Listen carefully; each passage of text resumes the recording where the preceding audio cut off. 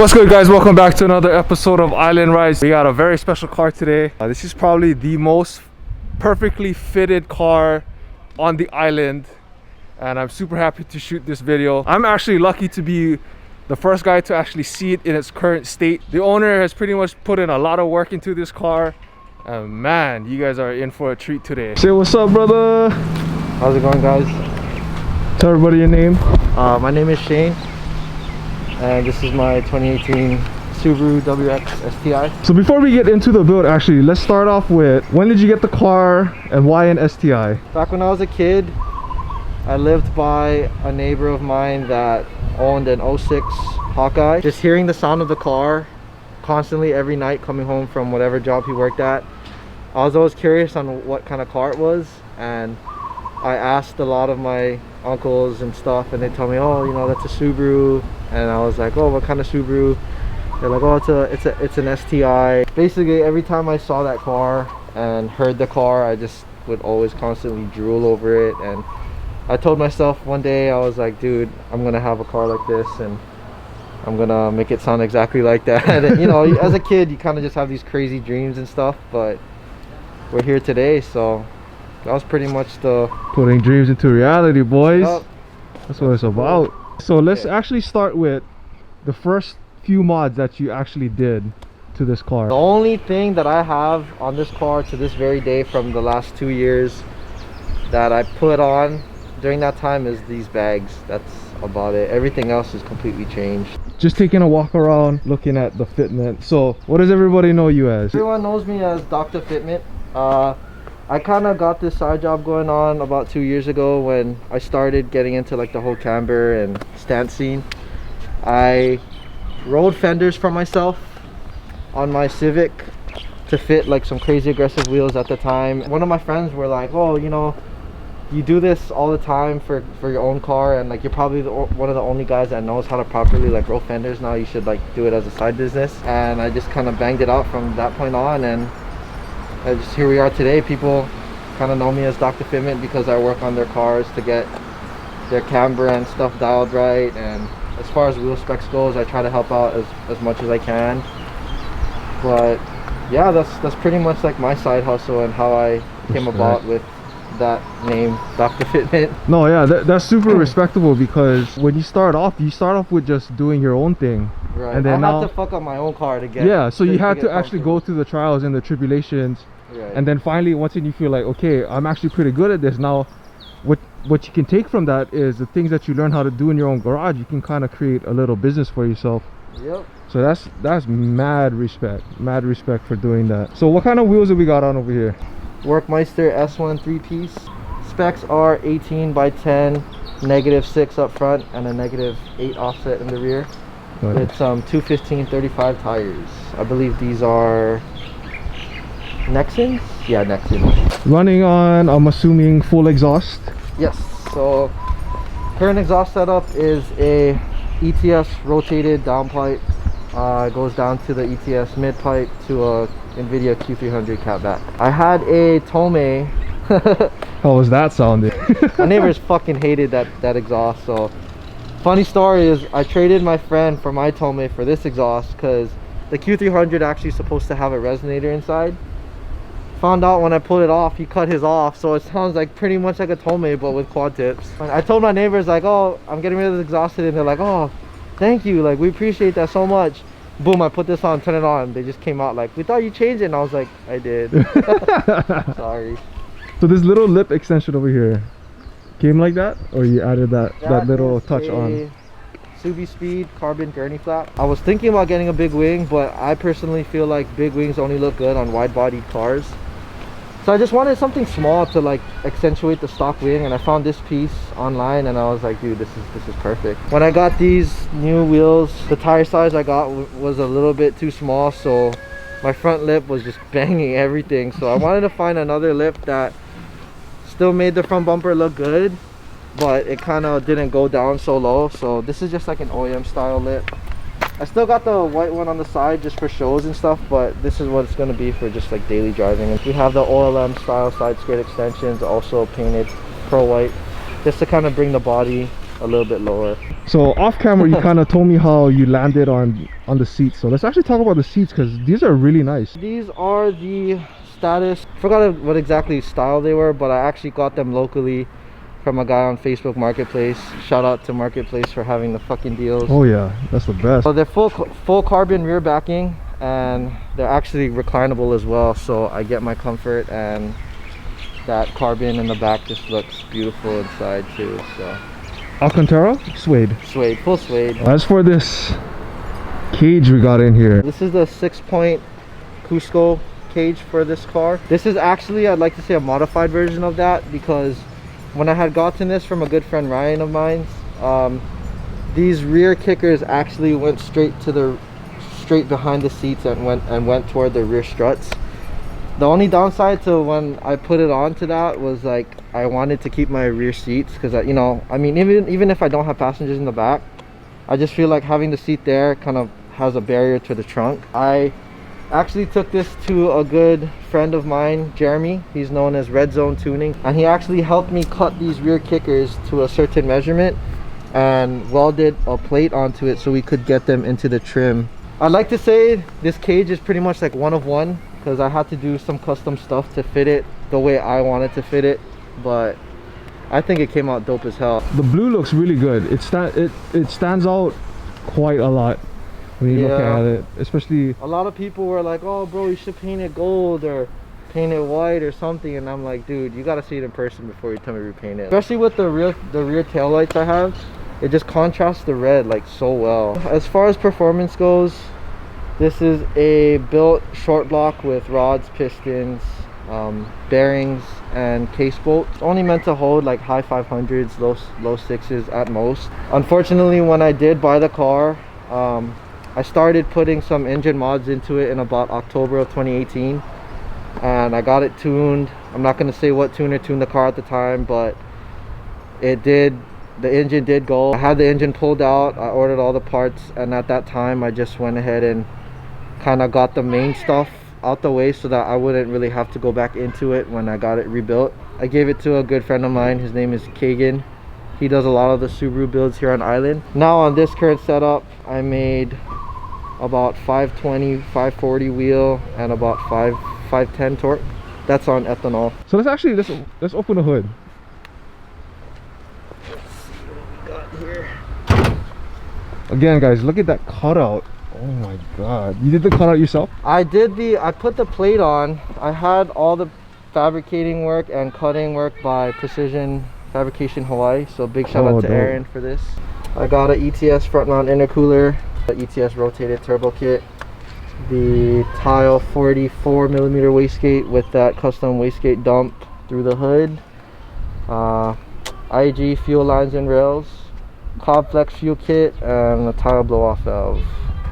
What else do we have? I have a Grimspeed 3-port electronic boost control solenoid, and yeah, that's pretty much it. Tuned by Junkman. What is up with Subis and running a Hellcat pump? Granted, it'll push more fuel. Right. It's pretty much, it's not 100% for, like, we don't specifically get the Hellcat pump, but the Hellcat pump, it puts out the hertz that you need for the fueling. It fits the basket that Visconti tuning makes, so it's, you know, you kind of kill both birds in one stone.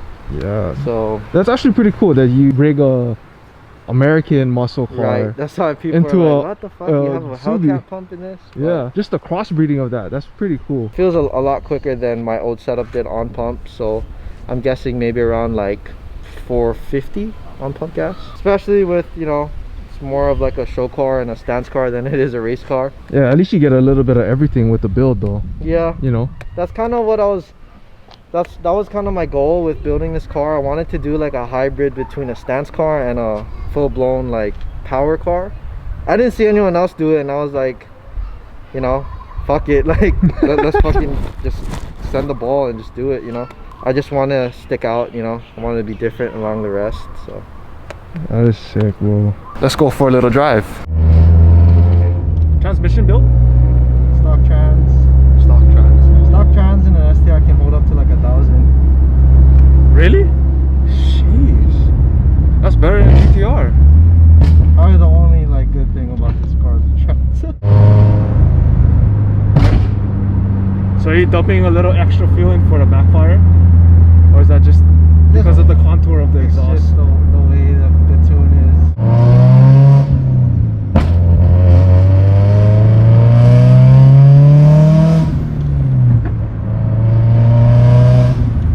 The sound never gets old. It never gets old. Turbo's full, and just the way the blow valve goes, it never gets old. Just wait till you hear the wastegate. It's just fun, like being able to hold up with the GTR. Yeah, that's dude. the best part. Yeah. It's like super fun. It's like all wheel and all wheel, right? It's like the little brother, you know. Yeah.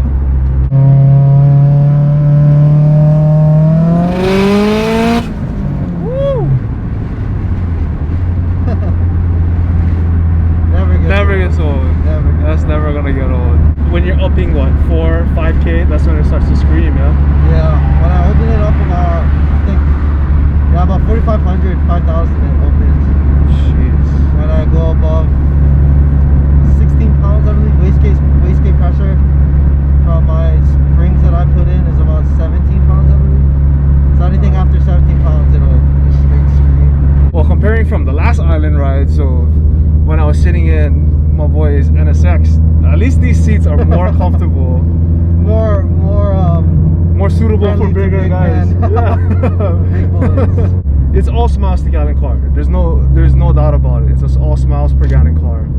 But economically, like how much miles to the gallon can you actually get on this? It all depends. When I'm on ethanol, it kind of goes a little bit faster, but on pump gas, you'd be surprised. You can see, like I make about 19.2 on the Hellcat pump. 20, just say about 20 on a good day. Yeah. I mean, I'm on like 1,700 injectors and a big ass fuel pump. I was gonna expect it was gonna be worse, but it wasn't too bad. When I drove it around after what I did recently for like a week, I was like, dude, this ain't too bad. Let's do a little pull here. In Mexico, of course. Oh yeah, we're in Mexico, guys.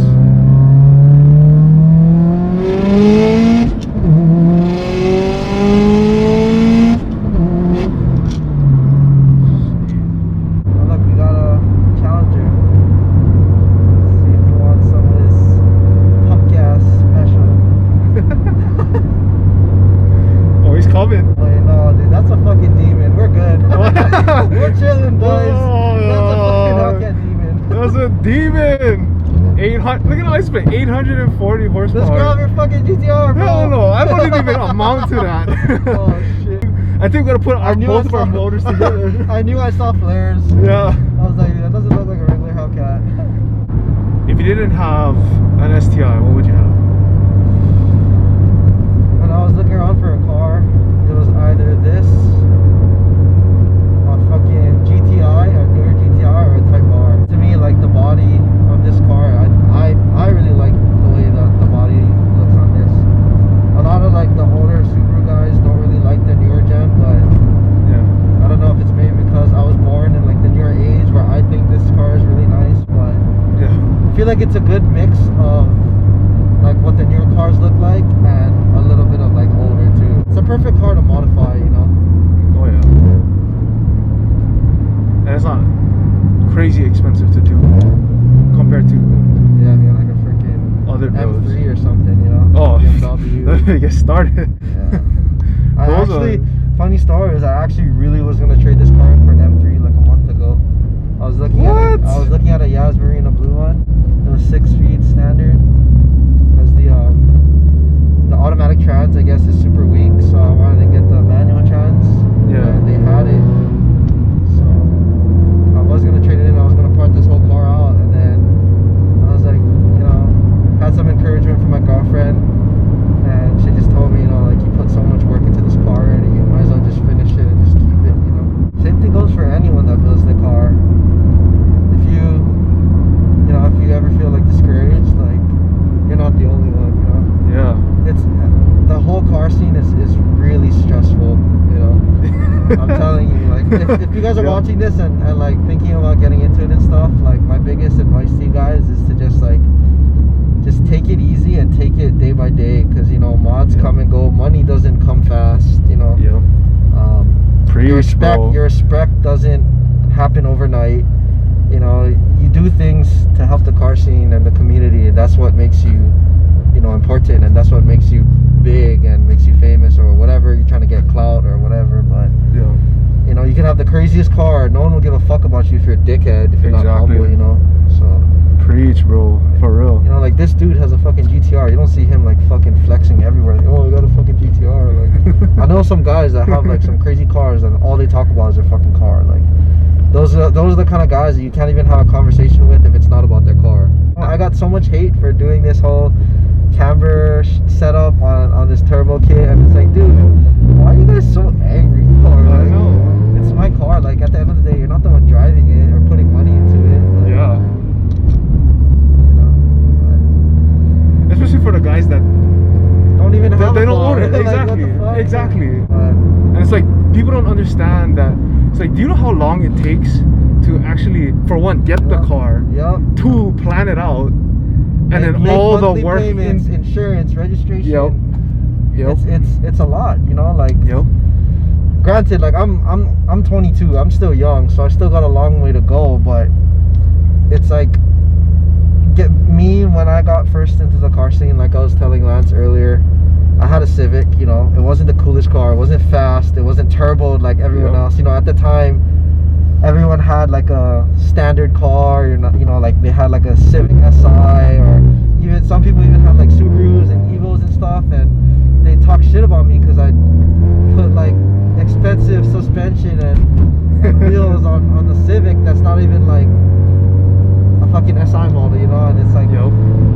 and I'm gonna be straight up and tell you guys, like, those same people that used to talk shit about the Civic are the same people complimenting this car now, you know. You actually learn a lot of stuff in a car scene. It's Oh, yeah. like You life learn- lessons. You learn, know? you'd be You surprised. learn a lot of life you lessons. learn a lot about loyalty, a lot about trust, a lot about responsibility, a lot about priority.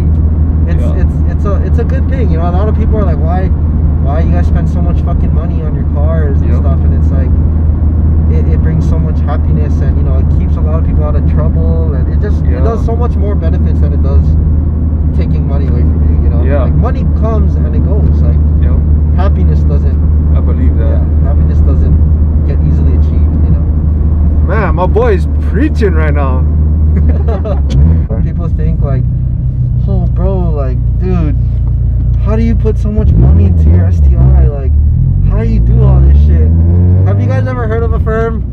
That's my best friend, dog. I'm being totally honest. Like being at my age, you think I'm paying for everything cash? Like, no, dude. It's called phrasing. It's like, you know, you build up your credit score and you use it and you pay it off. Like, you know, when you buy a house, it's not here's $500,000 cash for a house. You pay like years and years to pay it off. You know. Yep. So, Mom, if you're watching this, my money will go to car parts and not drugs. It is what it is. Yeah. I believe that. And every time like I get a car part in the mail, Yeah. like, what is this? Oh, Yeah. seat rails. She's like, again, putting money into your car again. And it's like, Yeah. You want me to do drugs? It's like, no. Okay then. Yeah. And it's like, the one thing that my grandpa shared with me was like, no matter how much money you have in the world, it's like, if you work for that, Yeah. that's yours. Yep. Nobody can tell you what to do with it. Whether if it's fucking getting a credit card and paying it off, hey, you're still paying that shit, you know? Yeah. That's yours to do, you know. It's your responsibility. Like, Yep. I'm not saying like I'm poor or I'm rich, but I make use of what life gives me, you know. Like, I'd love to buy car parts full cash all the time, but shit, sometimes you just don't have the money, you know. And Yeah.